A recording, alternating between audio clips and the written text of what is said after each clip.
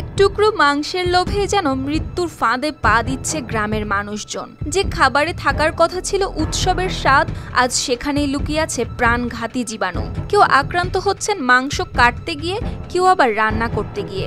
হঠাৎ শরীরে দেখা দিচ্ছে কালচে ক্ষত, মনে হবে যেন আগুনে পোড়া দাগ। ধীরে ধীরে ফুলে উঠছে সেই ক্ষত, ব্যথায় কাতর হয়ে অনেকেই চিকিৎসা নিয়েছেন স্থানীয়ভাবে, কিন্তু সারছে না কিছুতেই।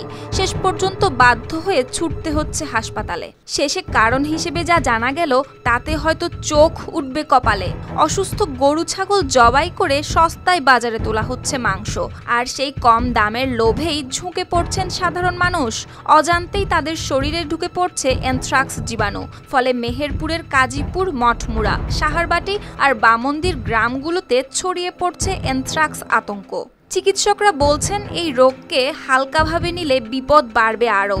আক্রান্ত হলে হাসপাতালে আসতে হবে দ্রুত, না হলে ক্ষত ছড়িয়ে যেতে পারে গোটা শরীরে। শুধু তাই নয়, স্বাস্থ্য বিভাগের তথ্য অনুযায়ী মেহেরপুরে চলতি বছরে অ্যানথ্রাক্সে আক্রান্ত হয়েছেন 464 জন।